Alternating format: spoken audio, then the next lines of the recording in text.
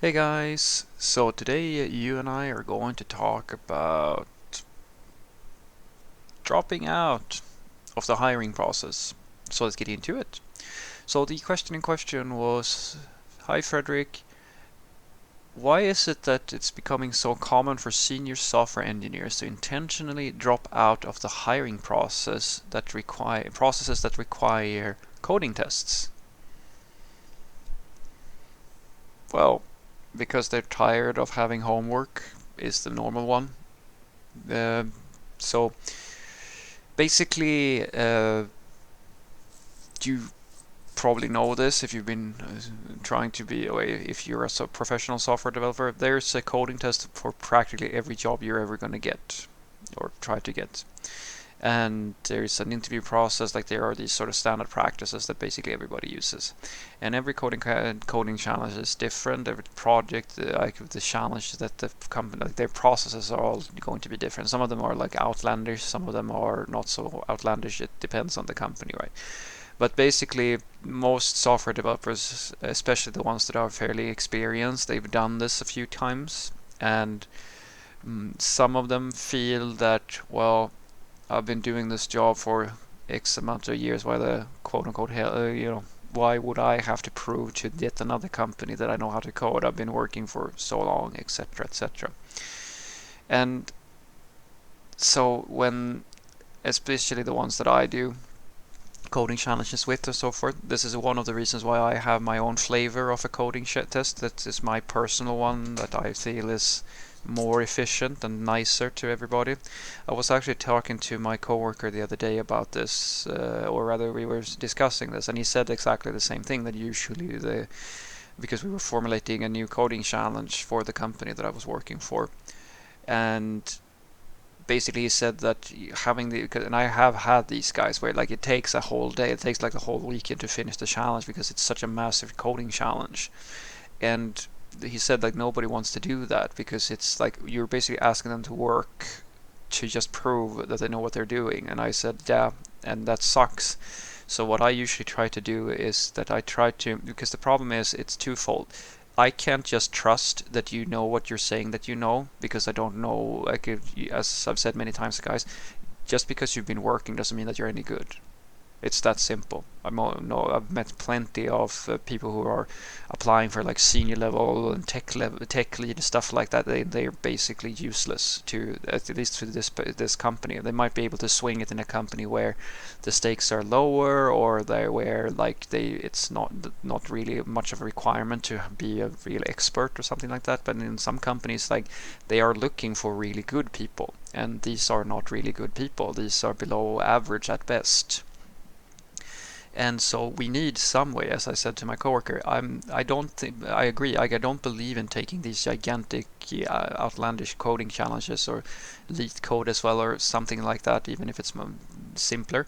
I believe that the thing that you're trying to do is to find a coding challenge that is just large enough that I can get a good enough sample size of your coding skills. That's what I'm after. I'm not trying to, as I've said this to many candidates when I interview them, guys, if you sit with me in an interview, I'm not trying to fail you. I promise you, I want to hire you, because if I can hire you, then my journey is done. I don't have to pay more recruiters. I don't have to pay for extra. I spend more time on interviewing. I want the first person that I talk to basically be perfect. That would be great, but I have to be honest about it. With when I do interviews and so forth, I have to figure out, is this going to be a good fit, yes or no? And so the thing that I want is to give you just enough, like it's like a small proof of work, basically, where it shouldn't take you forever to do it, but it has to be something where I can see enough. I mean, if you can do the whole thing with a single library import or something like that, I don't really learn much about your coding, right? Which is the difficult part. Where do you find that balance between a challenge that is just great enough that you get the information you want, so you know if you should go further with this candidate, and at the same time not make it so challenging for them that they basically drop out because it's such a difficult thing, right? And that can be very tricky for some companies to figure out. I have my personal one, which is like I like to say, most companies have either a 2 or 3 step process.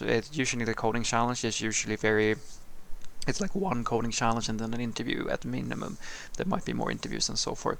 I usually try to suggest to people that if you're going to evaluate somebody's coding skill and you want to basically just know if you should get them into the interview, because it's very difficult to just do interviews over and over and over, because usually you want the coding challenge to just assess some skills. So I usually have two coding challenges, one that is very, very small. And that's the first thing. It's that simplest, it's not necessarily a lead code challenge, but something as small as a lead code challenge that is completable. It's fairly it shouldn't be something that is super difficult. It should just prove to me that this person knows the basics about how to write a program. They know the basic of, say, writing some unit test, or like how to think about this, structuring a data model or something like that. It should basically be implement a function or something like that that fills a certain set of criteria. Just a small thing. And that's the first thing you send to them, not a gigantic super thing or something like that, because just by doing that challenge, how do you know, guys, how many times have you read, say, unit test suites by people, and especially if you've worked for as long as I have now, you can tell when you're reading a junior's implementation, usually when it's like when they're writing tests and like what cases they're testing for and so forth, and when you're dealing with a really experienced software developer, like someone who really knows their stuff. And that's not a really big challenge. It might take an hour to complete or something like that, maybe 2 at best, at most, and then you get them into the personal interview, because now you have at least have a basic screening process. And then what I usually tell people is that after that they get some type of more realistic coding challenge, something that doesn't either take more than, say, an hour or 2 or something like that, but basically touches on the areas that you have within the company, so you know whether or not they can actually perform with coding challenges that are relevant to your specific company. And then you go through it with them. You do a review, and because you never get to that point, I usually tell people that if someone has an interview with me, I can tell usually like the experience level fairly well, I'd like to think. So that second code test, you might never see it unless I know for a fact that, yeah, this person pretty much knows all the tools, they seem to have all the relevant experience, etc., etc. Then you're never going to see it. But if you get to that point, we'll do like a small coding challenge, and then we'll have a follow-up where I can look at the code test and sort of say that, okay, they claimed to know all of these things and they seem to be able to produce. It all seems well and fine, etc., etc. Because this process basically, I think it's better generally, because it will reduce. I promise you guys, this will probably it will reduce your dropout of seniors, because as I said, the senior will because the senior wants to figure out if they want to work for you just as much as you want to figure out if they should work for you. But if their threshold for getting to talk to someone in the company is really, really high, then they're why? They have 100 other offers, so they can go and do something else, right? So if you really do have to have that upfront code test, make it something, as I said, just like sort of simple and straightforward for a senior to complete, so that you can just screen some people, so you don't waste your time interviewing candidates that like don't even know the basics, right? And then have the personal interview as quickly as possible. So what I want you to take away from this is that usually why seniors drop out of the process when there's a coding test is either because they talk to someone like myself very early on, and they realize that like they for some reason don't get the code test, but they realize very quickly that they might not, from the personal interview, we ask questions and they can't really answer them, and they realize that, yeah, this is probably not a good environment for me to be in because I might not be able to swing it. And more often than not, it is because they don't want to have homework where like you have a big coding challenge and they just skip it because they feel like they have worked so long that they don't have to prove anything anymore. The reality is, as I said, that the problem with that is that it's hard to assess a skill level just based on that you have been working, because as I've said 100 times, guys, you can work for 20 years and still suck at your job. And that's not just software developers, it's doctors, it's carpenters, it's police, it's whatever. Like anybody can be a really bad person and just sort of still collect a basic paycheck somewhere. And companies want to assess, they want to trust that they're hiring good people. And that's why you have to have some type of gateway to check if this is a good person. But as I said, I recommend that you take a look at my approach to doing this, because I think it works I think it works really well.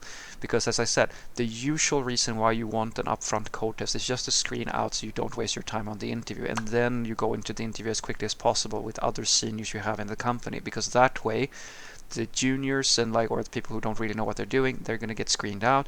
The seniors are going to be able to do something small, prove to you that they know at least some basic coding, and then they get an interview with you where you can figure out if you're a good match very early on, and then you can take other tests later on. But this is a very really, because I tell people all the time, don't underestimate the interviewing process and interviewing a candidate as a means of recruitment. Some of the best software developers, they don't just care about the salary. They care about who they're going to work with inside the company. So if you have some really good interviewers who really know how to speak the lingo and can connect with another senior, you might actually find that they will be happy to do that extra challenge because they're excited to get into the company, which might not be the case if they have to do a lot of boring stuff before they even know if this is an interesting company. Have a great day.